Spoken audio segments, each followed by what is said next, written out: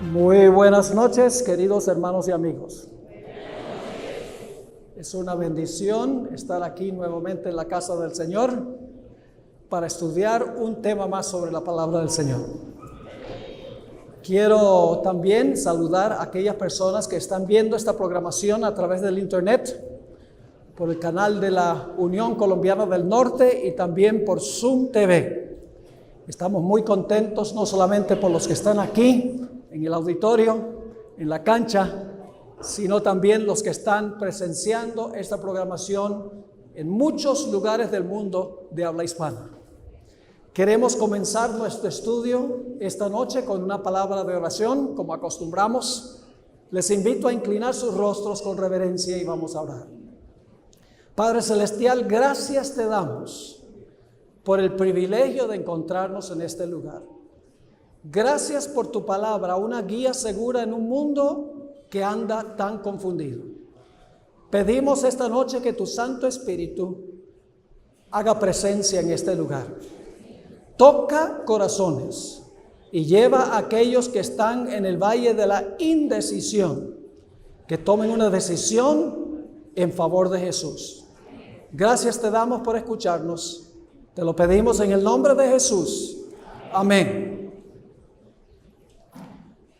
La Biblia nos dice que Dios creó este mundo absolutamente perfecto. Nuestros primeros padres, Adán y Eva, no tenían ni una mancha de pecado.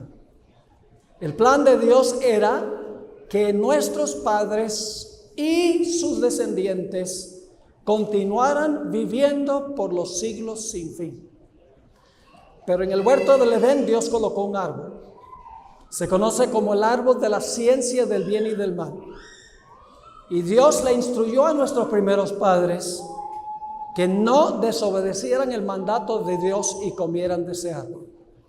Porque si comían de ese árbol, iban a pecar. Y la consecuencia del pecado sería la muerte.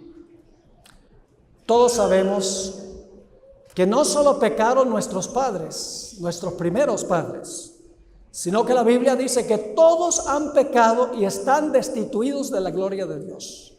No hay justo ni aun uno. ¿Cómo podía la raza humana salvarse de la sentencia de muerte por haber transgredido la ley de Dios? Dios explicó cómo iba a salvar al hombre a través de un edificio que mandó a construir en el Antiguo Testamento llamado el santuario. Ahora les voy a dar una descripción corta del santuario. Solamente vamos a estudiar los primeros 4 pasos del santuario.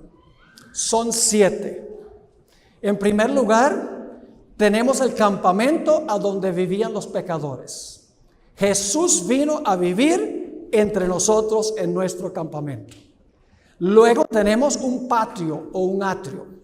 En el atrio había un altar donde se sacrificaban los animales. Ese altar representa la muerte de Cristo Jesús. Luego tenemos en el atrio también una fuente o un lavacro que representa encontrar la resurrección de Cristo Jesús.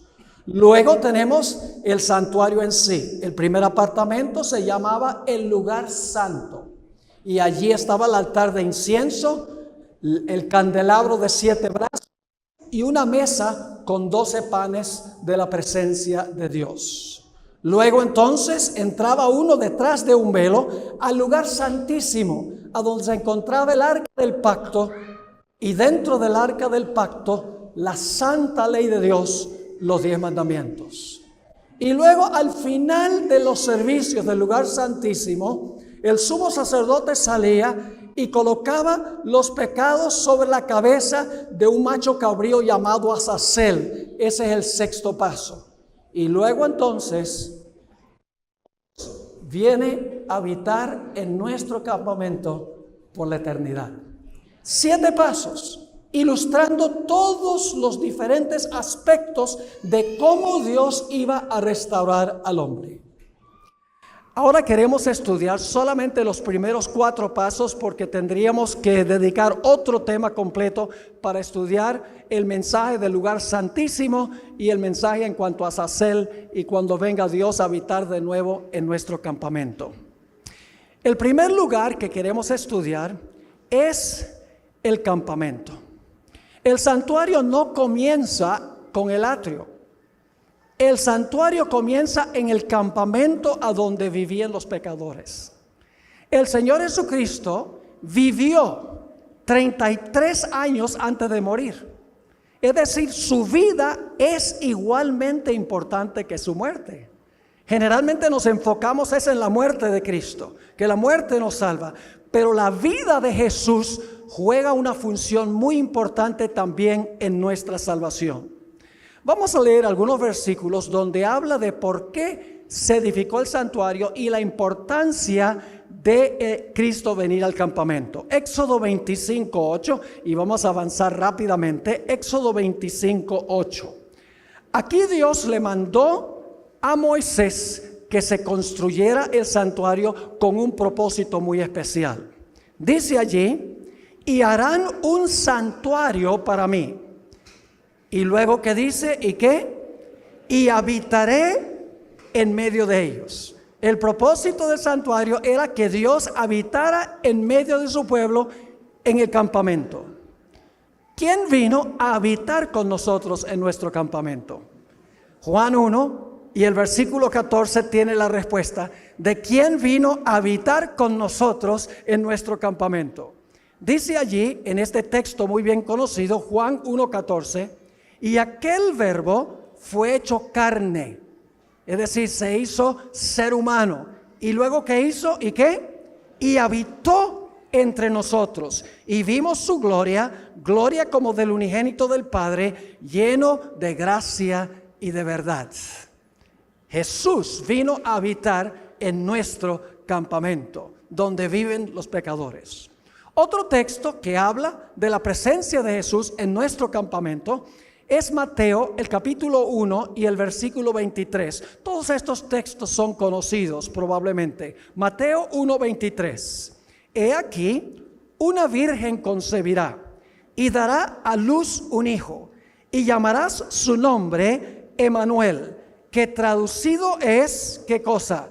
Dios con nosotros. Ahora, ¿por qué tenía Jesús que venir a vivir en nuestro medio? ¿Por qué era necesario que Jesús viviera 33 años en nuestro medio antes de ir a la cruz para morir? Sencillamente, mis queridos hermanos y mis apreciadas visitas, porque el Señor Jesucristo tenía que hacer 3 cosas en su ministerio terrenal. En primer lugar, tenía que vivir una vida perfecta. La ley nos exige a cada uno de nosotros la perfección. Ninguno de nosotros le podemos ofrecer a la ley la vida perfecta que la ley exige. Por eso Jesús vino a vivir en nuestro medio para vivir la vida que la ley nos exige a nosotros. Que aceptando a Jesús como Salvador, Cristo toma su vida que vivió en nuestro medio, su vida perfecta, y nos pone a nuestra cuenta su vida, y Dios nos mira como si nunca hubiéramos pecado. Pero teníamos un segundo problema. No solamente no le podemos ofrecer perfección a la ley, sino que también, como hemos pecado, la ley exige nuestra muerte. Alguien tenía que pagar nuestra muerte. No solo vivir la vida que debemos vivir, sino morir la muerte que debemos morir. Y por eso, después que el Señor Jesucristo vivió su vida perfecta, fue a la cruz. Ahora, vamos a enfocarnos primero en la vida perfecta de Jesús. Vamos a una profecía muy interesante en el libro de Levítico, el capítulo 22 y el versículo 20 al 22. Levítico 22 y el versículo 20 al 22. Aquí está hablando de las víctimas que se ofrecían en el santuario. La víctima tenía que tener cierta característica. Dice allí en Levítico 22, 20: ninguna cosa en que haya defecto ofreceréis, porque no será acepto por vosotros. Asimismo, cuando alguno ofreciere sacrificio en ofrenda de paz a Jehová para cumplir un voto o como ofrenda voluntaria, sea de vacas o de ovejas, para que sea aceptado, será sin defecto, ciego, perniquebrado, mutilado, verrugoso, sarnoso o roñoso. No ofreceréis estos a Jehová, ni de ellos pondréis ofrenda encendida sobre el altar de Jehová. La víctima que se iba a ofrecer no podía tener defecto, porque la víctima representaba a Cristo Jesús, quien vivió una vida sin pecado. Pero no solamente se exigía una víctima sin defecto, también se exigía un sacerdote sin defecto físico. Vamos a Levítico 21, el capítulo anterior, Levítico 21 y el versículo 17 al 21. Levítico 21, 17 al 21, a donde está hablando del sacerdote que tampoco podía tener defecto. Y no estamos hablando de defecto moral, estamos hablando de defecto físico, que en realidad representa la perfección moral de Jesús. Dice allí en el versículo 17, habla a Aarón y dile: ninguno de tus descendientes por sus generaciones que tenga algún defecto se acercará para ofrecer el pan de su Dios, porque ningún varón en el cual haya defecto se acercará. Varón ciego o cojo o mutilado o sobrado, o varón que tenga quebradura de pie o rotura de mano, o jorobado o enano, o que tenga nube en el ojo, o que tenga sarna o empeine o testículo magullado. Ningún varón de la descendencia del sacerdote Aarón en el cual haya defecto se acercará para ofrecer las ofrendas encendidas para Jehová. Hay defecto en él, no se acercará a ofrecer el pan de su Dios. La víctima no podía tener defecto y el sacerdote que ofrecía a la víctima tampoco podía tener defecto.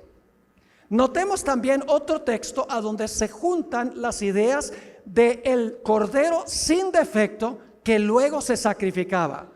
Éxodo 12, 5 y 6 está hablando del cordero pascual. Ahora, generalmente nos enfocamos en la muerte del cordero pascual, pero hay algo importante en cuanto al cordero pascual antes que fuera sacrificado. Dice en Éxodo 12, 5 y 6, en cuanto al cordero, el animal será ¿qué cosa? Sin defecto, macho de 1 año. Lo tomaréis de las ovejas o de las cabras y lo guardaréis hasta el día 14 de este mes. Y luego, ¿qué se hacía con el cordero que no tenía defecto? Dice, y lo inmolará toda la congregación del pueblo de Israel entre las 2 tardes. Ahora, ¿por qué razón no podía tener la víctima defecto ni el sacerdote defecto? Sencillamente porque la víctima y el sacerdote representaban a Cristo Jesús. Porque Jesús era el sacerdote que ofreció su propio sacrificio. En el Antiguo Testamento se necesitaba un sacerdote que ofreciera un sacrificio, pero Jesús es el sacerdote que ofrece su propio sacrificio. Dice en el libro de Hebreos, se ofreció a sí mismo. Vamos a Primera de Pedro, el capítulo 1 y el versículo 18 al 20. Primera de Pedro 1, 18 hasta el versículo 20. Nuevamente, las 2 características se le aplican aquí a Jesús para que vean que la víctima sin defecto y el sacerdote sin defecto representaban a Jesús. Dice allí en el versículo 18, sabiendo que fuisteis rescatados de vuestra vana manera de vivir, la cual recibiste de vuestros padres, no con cosas corruptibles como oro o plata, sino con ¿qué cosa? Esa es la muerte de Cristo. Con la sangre preciosa de Cristo, como de un ¿qué? Cordero sin mancha y sin contaminación, ya destinado desde antes de la fundación del mundo, pero manifestado en los postreros tiempos por amor de vosotros. ¿Qué representaba la víctima sin defecto y el sacerdote sin defecto? Representaba a Cristo Jesús. Escuchen bien. El cordero sin defecto representaba la vida perfecta de Cristo. La muerte del Cordero representaba la muerte de Cristo. Ahora, quiero que notemos lo que dice la Biblia en cuanto a la vida perfecta de Jesús, el aspecto de que el Cordero no tuvo defecto. Hebreos 4 y el versículo 14 y 15, Hebreos 4 y el versículo 14 y 15 nos explica qué vida vivió Jesús. Dice en este texto muy bien conocido: por tanto, teniendo un gran sumo sacerdote que traspasó los cielos, Jesús el Hijo de Dios, retengamos nuestra profesión, porque no tenemos un sumo sacerdote que no pueda compadecerse de nuestras debilidades, sino uno que fue tentado, ¿en cuánto? Tentado en todo según nuestra semejanza, pero sin pecado. Por eso es el Cordero sin mancha. Por eso es el sacerdote sin mancha. Noten Hebreos 7 y el versículo 25. Hebreos 7 y el versículo 25. Aquí se habla del sacerdote que no podía tener defecto y representa a Cristo Jesús.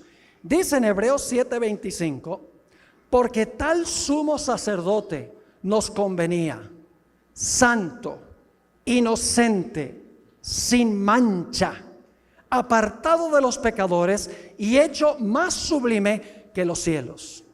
Así que Jesús vivió en nuestro medio 33 años. Vivió en perfecta armonía con la ley. Nunca cometió un solo pecado. Tejió un manto de perfecta justicia para ofrecerle a cada ser humano en el mundo. Jesús vivió la vida que nosotros debemos vivir y nos ofrece a nosotros esa vida. Y cuando la recibimos, somos aceptos ante el Padre en el amado, porque el Padre acepta la vida justa de Jesús en vez de nuestra vida injusta. Su vida fue supremamente importante. Ahora hablemos en cuanto al segundo aspecto del santuario, en el atrio, el altar del sacrificio. Como les mencioné, nosotros tenemos dos problemas. En primer lugar, no tenemos una vida perfecta para ofrecerle a la ley. Y por eso la ley dice: como tú no me ofreces una vida perfecta sin pecado, tú tienes que morir. Ahora, Dios tenía que conseguir una forma en que podía salvarnos sin que nosotros tuviéramos que morir. Y por eso, después que Jesús vivió su vida perfecta, todos los pecados de toda la raza humana, los que se han cometido, los que se están cometiendo y los que faltan por cometer, fueron colocados sobre Cristo Jesús, y Jesús sufrió la muerte y el castigo que nos corresponde a todos nosotros. Vamos a leer algunos versículos que nos dicen esto. Segunda de Corintios 5 y el versículo 21. Segunda de Corintios 5 y el versículo 21. Uno de mis versículos favoritos de la Biblia. Dice en cuanto a Jesús: al que no conoció pecado. ¿Quién fue ese? Esa es su vida perfecta, ¿verdad? Al que no conoció pecado. Ahora escuchen: por nosotros, ¿qué pasó? Lo hizo pecado. Es decir, los pecados nuestros fueron colocados sobre él. ¿Con qué propósito?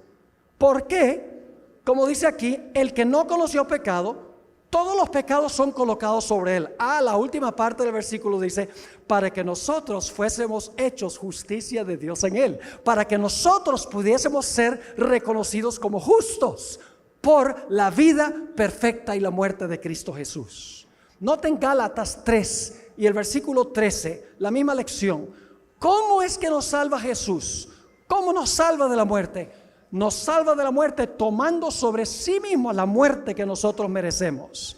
Dice ahí en Gálatas 3 y el versículo 13: Cristo nos redimió de la maldición de la ley. ¿Y saben lo que dicen algunos? La ley es mala porque la ley nos maldice. La ley no es mala porque nos maldice. Nos maldice porque nosotros somos malos. Cuando usted se come un semáforo en rojo, usted está bajo la ley. Y claro, la culpa la tiene el semáforo. La culpa la tengo yo, no la tiene el semáforo. De nada vale romper el semáforo.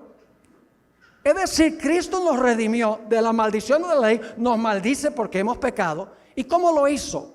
Hecho por nosotros, ¿qué cosa? Maldición. Él tomó sobre sí mismo la maldición que nos merecemos nosotros. Vivió la vida perfecta en nuestro lugar, murió en la cruz, la muerte que nosotros debemos morir. Y yo pregunto, ¿por cuántas personas hizo Jesús esto? Vamos a leer algunos versículos. Juan 3:16, el versículo más famoso de la Biblia. Y vamos a leer solo la primera mitad del versículo. Y después volvemos a la segunda mitad. ¿Lo pueden repetir conmigo? Porque de tal manera amó Dios al mundo, que ha dado a su Hijo unigénito. Paren.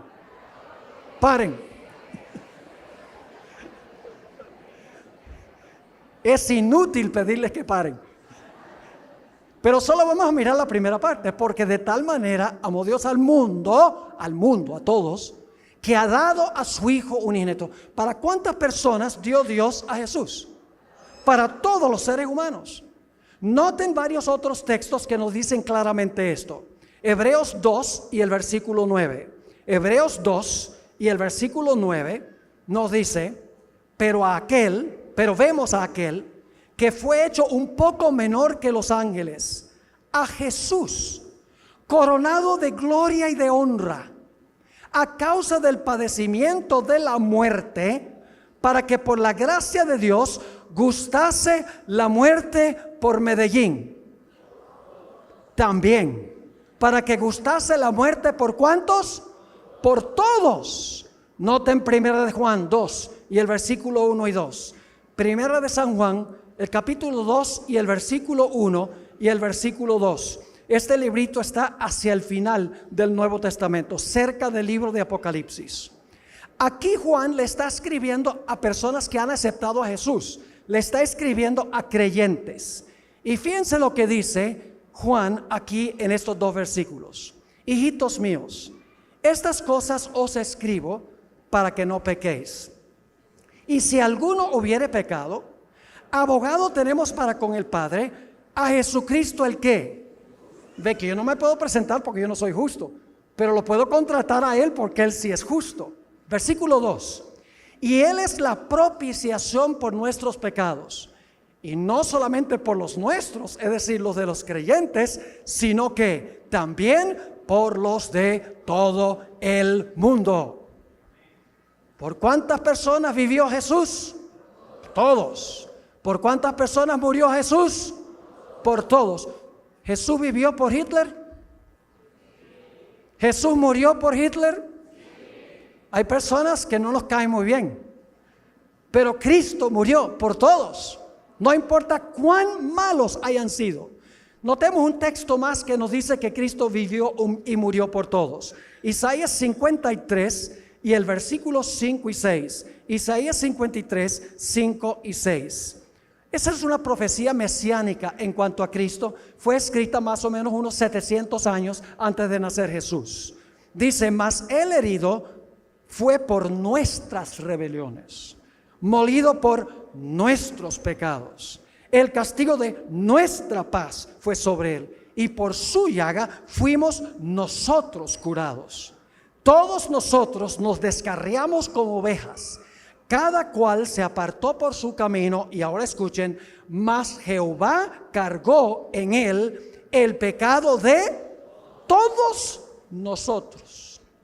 Jesús vivió una vida perfecta en nuestro lugar, murió en la cruz en nuestro lugar por cada ser humano que jamás haya respirado en este planeta.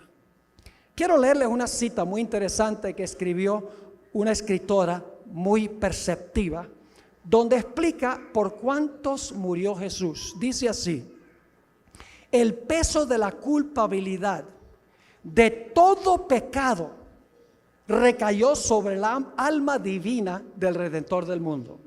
Los malos pensamientos, las malas palabras, los malos actos de cada hijo e hija de Adán exigían una paga que recayó sobre Cristo. pues había llegado a ser el sustituto del hombre.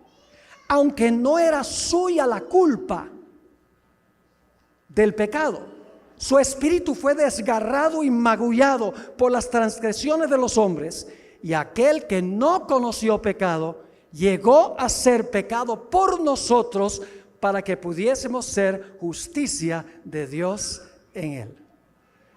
Así que su vida y su muerte fueron para todos los seres humanos.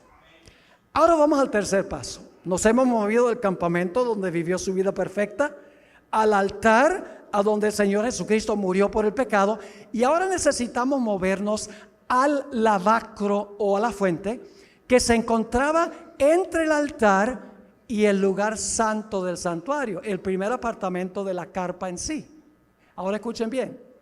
Quiere decir que el lavacro o la fuente representa algo que hizo Jesús entre cuando murió en el altar y cuando entró al lugar santo del santuario.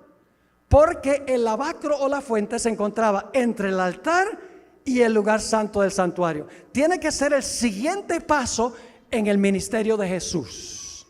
¿Qué representa el lavacro o la fuente? La fuente representa la resurrección de Jesús. ¿Por qué existía la fuente? Porque el sacerdote, cuando ofrecía a la víctima, se manchaba con la sangre de la víctima. Llevaba en su cuerpo las señales de la muerte. Y antes que pudiera entrar al lugar santo para ministrar, tenía que lavarse completamente de todo vestigio de la muerte, del sacrificio que había sido ofrecido. Ahora vamos a leer el libro de Tito, el capítulo 3 y el versículo 4 y 5. Tito, el capítulo 3 y el versículo 4 y el versículo 5. Aquí se habla del lavacro o del lavamiento de la regeneración. Vamos a leer esos dos versículos, Tito 3 y el versículo 4 y 5.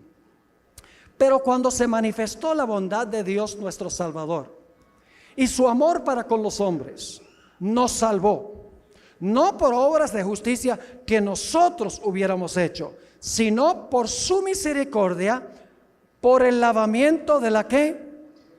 De la regeneración y por la renovación del Espíritu Santo. Es el lavamiento de la ¿qué? De la regeneración. Yo pregunto, ¿qué significa regenerar? La palabra en el griego consta de dos palabras griegas en una.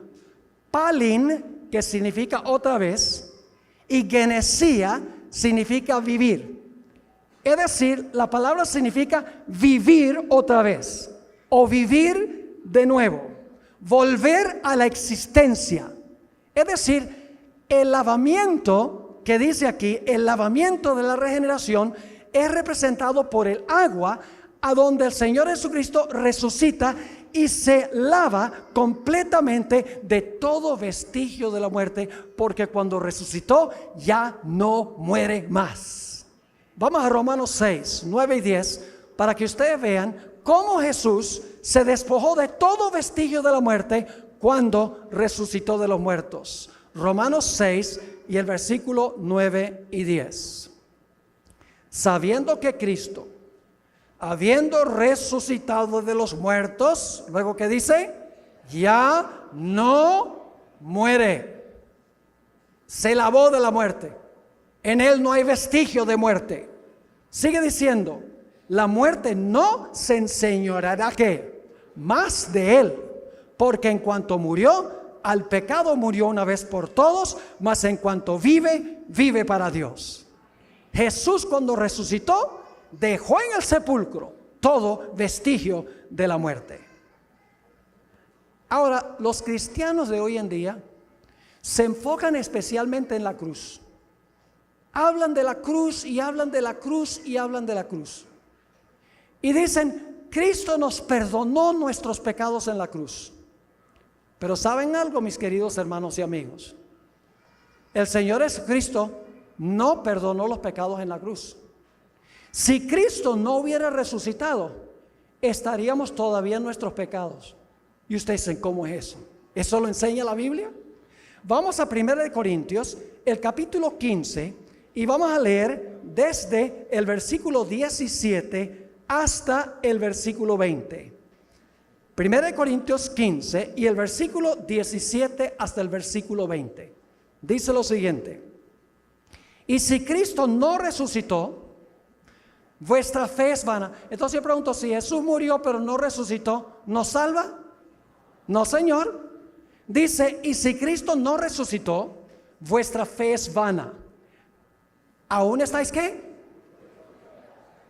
Entonces no los perdonó en la cruz, porque si no resucita estamos aún en nuestros pecados. ¿Lo están entendiendo o no? Así que sigue diciendo, aún estáis en vuestros pecados. Entonces también los que durmieron en Cristo perecieron. Si Jesús no resucita, los que murieron perecieron, y los que están vivos perecieron también. Y vamos a ver por qué. Dice el apóstol Pablo en el versículo 19, si en esta vida solamente esperamos en Cristo, somos los más dignos de conmiseración de todos los hombres. Mas ahora Cristo ha resucitado de los muertos, primicias de los que durmieron es hecho. Pregunto, ¿por qué fue necesario que Jesús resucitara? Porque Él tenía que entrar al lugar santo para interceder. Y un Salvador muerto no puede interceder. Su vida y su muerte hubiera sido en vano si Jesús no resucita para cumplir la siguiente función en el lugar santo del santuario. Y ustedes dicen, pero pastor, ¿cuál es la siguiente función de Jesús en el santuario? Volvemos otra vez a Juan 3, 14 al 16. Juan 3, 14 al 16. Y como Moisés levantó la serpiente en el desierto, así es necesario que el Hijo del Hombre sea levantado. ¿Cuántos se salvan? ¿Se van a salvar todos los seres humanos? ¿Se van a salvar? Todos los seres humanos se van a salvar. No se va a perder ni uno. No, hay algunos que se van a perder. ¿Y acaso yo no dije que Cristo vivió por todos y murió por todos? ¿Cómo entendemos esto? Sigamos leyendo. Dice, para que todo aquel que en Él cree, es decir, confía, no se pierda, mas tenga vida eterna. Porque de tal manera amó Dios al mundo, lo hizo por todo el mundo, que ha dado a su Hijo unigénito para todo el mundo. Pero luego dice, para que todo aquel que en Él cree no se pierda, mas tenga vida eterna. Y cuando dice el que cree en Él, no es creer como el diablo, porque el diablo también cree que Cristo vivió y murió y tiembla, dice la Sagrada Escritura, pero lo sabe solamente en la cabeza. La palabra creer aquí significa confiar en Jesús como Salvador personal. Ahora déjenme darles una ilustración para que puedan entender. Cuando el Señor Jesucristo vivió su vida perfecta y murió en la cruz del Calvario, Él compró para todos los seres humanos un regalo. El regalo de la salvación. Lo compró para todos los seres humanos. Yo pregunto, ¿cuánto paga el que recibe el regalo? Nada. ¿Quién es el que paga el regalo? El que lo compra. Jesús compró el regalo de la salvación por su vida y su muerte para todos los seres humanos. Pero yo les pregunto algo. ¿Una persona tiene la opción de aceptar o rechazar un regalo? Si lo rechaza, de nada le beneficia. Yo les cuento una historia de cuando yo estuve aquí en el colegio estudiando. Había un profesor que estaba enamorado de una gringa que vino a servir aquí un año en el colegio. Locamente enamorado de ella. Y le llevaba regalos y esta mujer lo que hacía era tirarle la puerta en la cara. No quería nada que ver con los regalos. Compró esos regalos, muchos de ellos, pero fueron rechazados. El Señor Jesucristo compró el regalo para todo ser humano, pero si nosotros no lo recibimos, de nada nos sirve. Y lo recibimos cuando creemos o confiamos en Jesús como nuestro Salvador personal. Déjenme darles otra ilustración para que puedan entender. Quiero que se imaginen el dueño de un banco. Este dueño de este banco es movido a misericordia, porque él dice: estos pobres seres humanos están tan endeudados, no pueden dormir, están angustiados, deben para el automóvil, deben la hipoteca, deben las tarjetas de crédito, deben tanto dinero, no pueden ni dormir, están tan angustiados. Y yo estoy completamente triste al verlos así. Así que yo voy a hacer algo. Este es un multicuatrillonario, tiene recursos sin límites. Y él dice: yo lo que voy a hacer es voy a depositar suficiente dinero en un banco para pagar todas las deudas de todos los seres humanos. La hipoteca, las tarjetas de crédito, los préstamos educativos, los almacenes por departamento, las cuotas de los automóviles. Hay suficiente capital en el banco para pagar todas las deudas de todos los seres humanos. ¿De qué valdría que él depositara el dinero en el banco si nadie lo sabe que está disponible? Así que él ahora usa todos los medios de comunicación, usa palabra de boca, televisión, radio, internet, teléfono, la prensa, Facebook, Twitter, WhatsApp, para anunciarle al mundo que hay un banco donde hay suficiente capital para pagar todas las deudas de todos los seres humanos. El capital está allí, pero hay una condición, y es que los deudores tienen que arrepentirse de haberse endeudado y tienen que confesar que hicieron mal en endeudarse, y tienen que venir al banco confiados de que cuando el individuo dice que hay suficiente capital, que si lo reclaman, él va a ponerles el capital a su cuenta. ¿Cuántas personas creen ustedes que aprovecharían esa oportunidad? Yo creo que había una cola que daría varias vueltas al mundo. Pero escuchen bien, Jesús por su vida y su muerte depositó suficiente capital en el banco del universo para pagar la deuda de cada ser humano. Pero nosotros tenemos que arrepentirnos de habernos endeudado. Tenemos que confesar que hicimos mal en endeudarnos. Tenemos que confiar que el capital está allí y tenemos que reclamarlo. Y entonces Jesús toma el capital, nos lo pone a nuestra cuenta y Dios nos mira como si nunca hubiéramos pecado.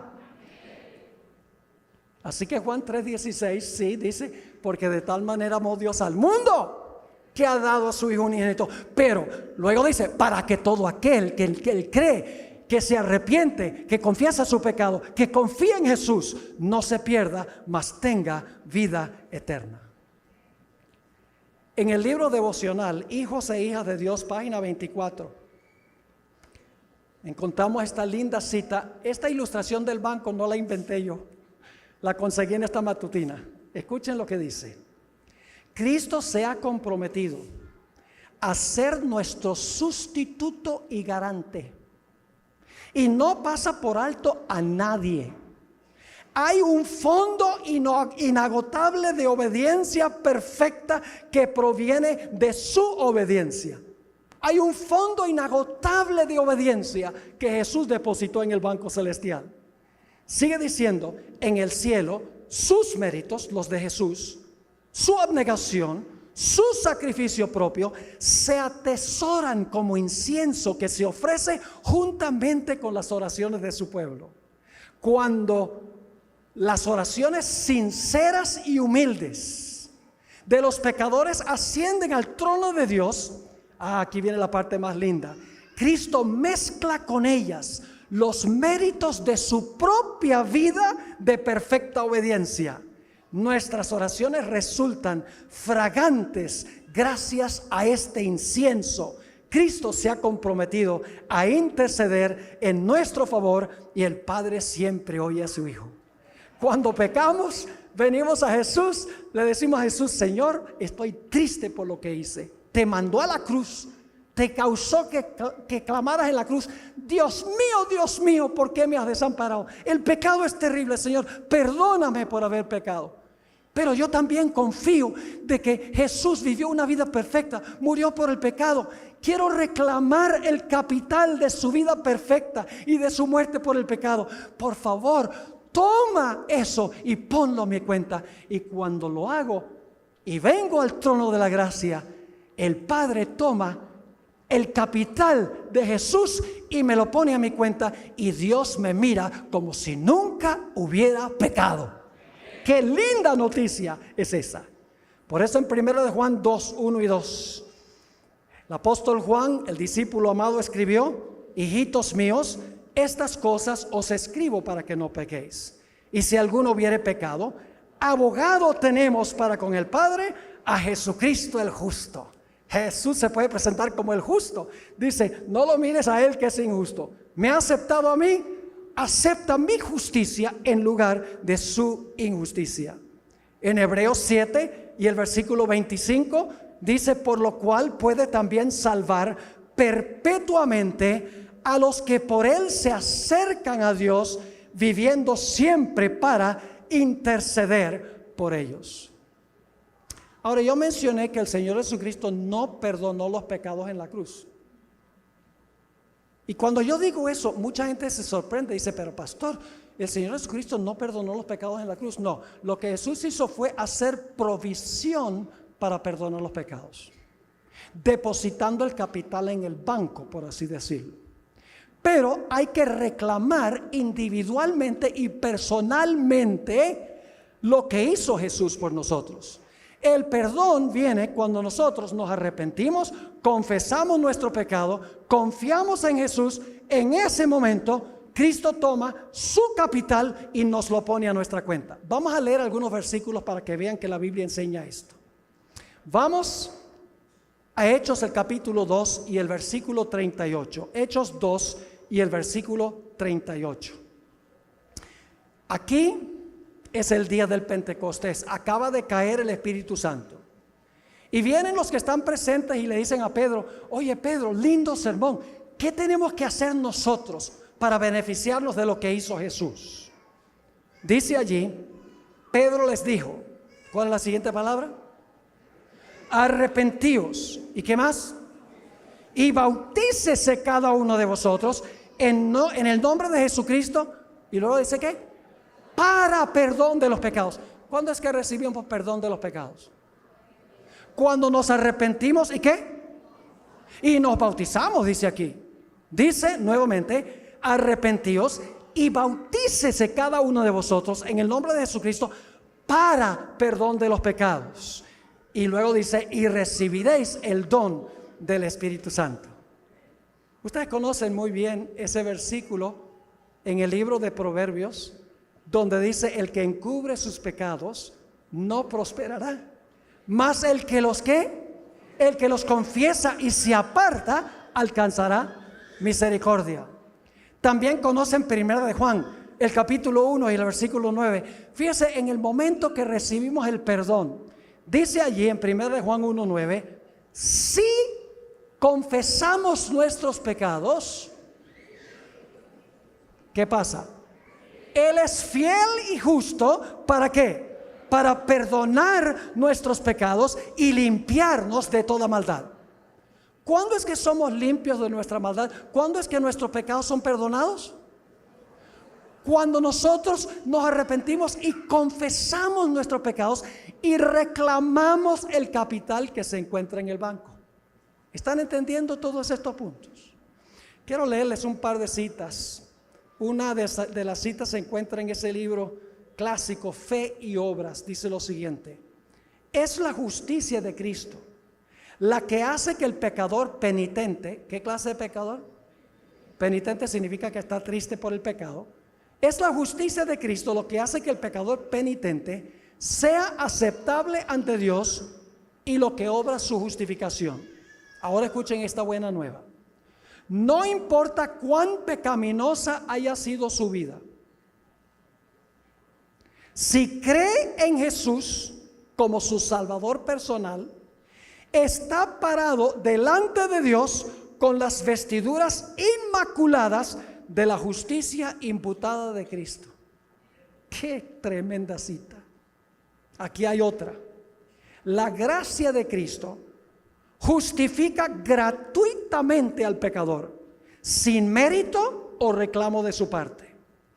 La justificación es el perdón pleno y completo del pecado. Ahora noten esto: El mismo instante en que el pecador acepta a Cristo por la fe, recibe el perdón.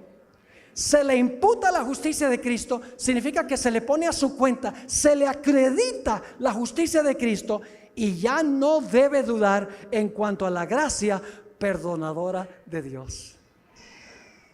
Qué gloriosa verdad la que se encuentra en la palabra de Dios. Hay una historia en la Biblia que ilustra todo este proceso. La historia del hijo pródigo. El hijo pródigo era muy egoísta. Era de esos jóvenes que decía: estoy aburrido de todas las leyes de la casa, todos los reglamentos de la casa. Yo quiero irme, quiero ser libre. Así que le dice a su padre: dame mi porción de la herencia para que yo pueda salir al mundo y pueda vivir y gozar de la vida. La Biblia nos dice que por un rato le fue bien. Fiestas, sexo ilícito, gozando la vida, rodeado de amigos, le fue bien. Pero luego llegó el momento calamitoso, porque había gastado todo lo que tenía, desaparecieron todos los amigos, todo el dinero, y el muchacho quedó destituido, quedó desamparado. Finalmente terminó entre los cerdos. Él era judío. A los judíos se les prohibía aún tocar a un cerdo. Y él está trabajando entre los cerdos y compitiendo con los cerdos por la comida. No podía haber caído más que eso. Inmundo en su vida con cerdos inmundos. Y cuando está ya compitiendo por las algarrobas de los cerdos y limpiando el lugar donde están los cerdos, se empieza a acordar de la casa. Ay, mi papá, qué bueno lo tenía yo cuando estaba en casa. Qué bueno era mi papá. La bondad de su padre ahora lo lleva al arrepentimiento. El arrepentimiento no es algo que nos sale a nosotros. El arrepentimiento es un don de Dios. Romanos 2 y el versículo 4 dice que Dios nos da el arrepentimiento. Este joven, cuando estaba en las peores condiciones, ahora se acuerda de su padre y la bondad y el amor de su padre lo atrae a la casa. Así que él dice, prepara su discurso y dice: voy a regresar a mi casa y le voy a decir a mi padre: he pecado contra el cielo y contra ti, no soy digno de ser llamado tu hijo. Pregunto, ¿estaba arrepentido? ¿Sí o no? Estaba arrepentido. ¿Iba a confesar su pecado? ¿Iba a confiar que su padre lo iba a recibir? Sí, aunque fuera como siervo. Así que regresa a la casa y le dice, mientras está lejos, el padre está ahí, mirando a la distancia: ¿cuándo volverá mi querido hijo? Y de repente ve en la distancia a su hijo que se había ido en harapos, oliendo a feo. Y ahora el padre se queda donde está y dice: muchacho, ve a bañarte, yo no te puedo tocar. No. ¿Qué hace el padre? El padre lo recibe, el padre lo abraza, le dice: bienvenido al hogar, mi hijo. Ni siquiera permitió que terminara el discurso. Y luego, escuchen bien, este es el punto clave. Luego el padre tomó su manto y se lo puso. ¿Cuándo es que Cristo nos pone su manto de justicia para que seamos aceptos en el amado? Cuando nosotros nos arrepentimos porque recordamos la bondad de Dios. Cuando nos arrepentimos del pecado, lo confesamos, volvemos y decimos: soy un miserable pecador, Señor, por favor, perdóname. Y entonces Dios toma el manto perfecto de la justicia de Cristo y nos pone el manto de su justicia y nos recibe nuevamente como hijos e hijas suyos. ¡Qué glorioso! Pero no todo arrepentimiento es genuino. Existe el arrepentimiento que se compone de lágrimas de cocodrilo. Yo no sé si el cocodrilo llora, es la verdad. Si llora no es porque se acabó de comer a alguien y está arrepentido. El verdadero arrepentimiento significa que estamos tristes por los pecados que cometemos, no porque nos vamos a perder, no porque no nos vamos a salvar. No es como el arrepentimiento de Judas, que se entristeció, que el plan le salió mal, pero no estaba triste de haber entregado a Jesús. Estaba triste porque el plan le salió mal. El verdadero arrepentimiento significa que estamos tristes por el pecado, porque el pecado laceró a Jesús. ¿Quieren saber cuán terrible es el pecado? Visiten el huerto de Getsemaní, a donde Jesús 3 veces dijo: Padre, si puede pasar esta copa de mí, que sea así, pero que no se haga mi voluntad sino la tuya. Estoy dispuesto de beber la copa de tu ira en favor del hombre, pero si me pudiera zafar. El pecado llevó a Jesús a clamar en la cruz: Dios mío, ¿por qué me has desamparado? Así de terrible es el pecado. Llevó a Cristo Jesús a la cruz del Calvario. Y cuando yo veo lo que el pecado le hizo a Jesús, no voy a querer tener nada más que ver con el pecado. Es contemplando la cruz de Jesús como ganamos la victoria sobre el pecado. Ahora quiero concluir mencionando un asunto más, volviendo a un texto que leímos ya. Hechos 2 y el versículo 38. Posiblemente aquí tengamos personas esta noche que tienen un gran sentido de culpa. No tienen paz en su vida. Han cometido pecados que los agobian, que les molesta la conciencia. Posiblemente inclusive hay algunos que no pueden dormir por cosas que han ocurrido en su vida, por pecados que han cometido. Pues yo quiero darle las buenas nuevas esta noche, de que esta misma noche usted puede ir a acostarse teniendo paz con el Señor, dormir bien y tener la conciencia tranquila. Y usted dice: ¿cómo sucede eso? Hechos 2:38 nos dice, y aquí está hablando Pedro: arrepentíos y bautícese. Fíjese que es individual, ¿verdad? Y bautícese ¿qué? Cada uno de vosotros en el nombre de Jesucristo. ¿Con qué propósito? Para perdón de los pecados. Y luego ofrece otro don. Dice: y recibiréis ¿qué cosa? Recibiréis el Espíritu Santo. Es decir, en el momento en que nosotros nos arrepentimos, tomamos la decisión de bautizarnos. Cuando nos bautizamos, nuestros pecados son sepultados en el agua y Dios nos mira como si nunca hubiéramos pecado y nos da su Santo Espíritu para transformar y cambiar nuestra vida, para que podamos vivir una vida completamente distinta y diferente. Esa es la promesa de Dios. Ahora quiero compartir con ustedes algo sobre el asunto del bautismo. El bautismo bíblico es un bautismo por inmersión. Es decir, el bautismo por aspersión, cuando un bebé nació, lo bautizaron, ese bautismo no es bíblico. Y el bautismo, todos los bautismos en la Biblia fueron bautismos de adultos. Personas ya que podían entender lo que estaban haciendo, porque la Biblia dice que para bautizarnos tenemos que creer en eso. Un bebé no puede hacer eso. Tenemos que arrepentirnos. Un bebé no puede hacer eso. Es decir, en la Biblia todos los bautismos fueron de adultos y los bautismos fueron sumergidos debajo del agua. Y usted dice: pero pastor, ¿qué importa bautizarse como dice la Biblia? ¿Acaso cualquier bautismo no funciona? La respuesta es que no. Déjame explicarles por qué razón. Aquí vamos a tener varios bautismos durante el transcurso de la semana. Y en otros sitios también se están haciendo bautismos. Tenemos aquí atrás un bautisterio muy bonito.